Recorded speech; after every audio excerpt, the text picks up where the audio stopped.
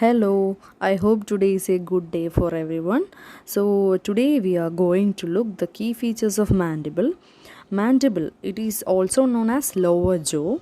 Mandible, it is the largest and strongest bone of the face.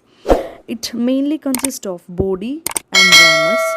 These are the main parts of the mandible, and these are connected by angle of the mandible. Okay, we can look into the body. The body, it is horseshoe shaped, and the rami which are paired, which are present on both sides, that is this it projecting upwards from the posterior end of the body.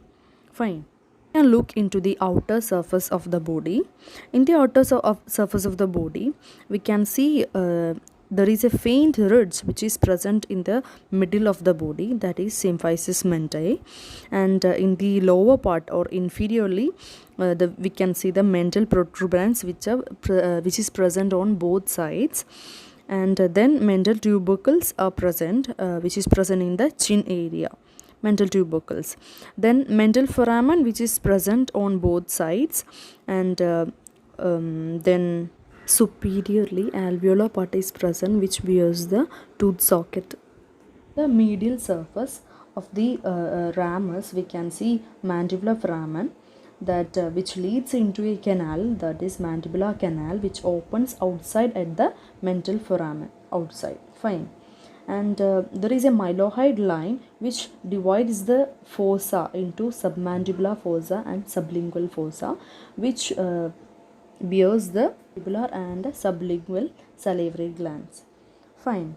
Next, we can see a mandibular notch which is present between the condylar process and the coronoid process. Then a tongue-shaped projection which we can see near the mandibular foramen, that is the lingula. Next, a mylohyoid groove is present which is below the mandibular canal. Surface of the body, we can see mainly four small elevations. These are called as genial tubercles, which are present posterior surface of the symphysis mentae, and there are mainly two superior and two inferior genial tubercles. There are four small elevations which are present in the inner surface of the body. The outer surface of the ramus, we can see coronoid process which is present anteriorly, and condylar process which is present posteriorly. Mandibular notch is present between the condylar and the coronoid processes. The coronoid process, it's a flat and triangular in shape, and the condylar process which mainly consists of head and neck.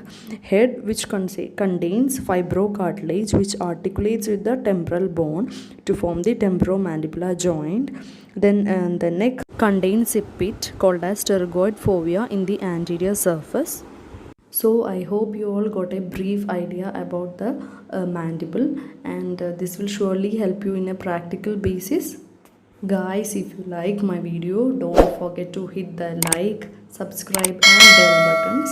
Okay, so bye till the next video.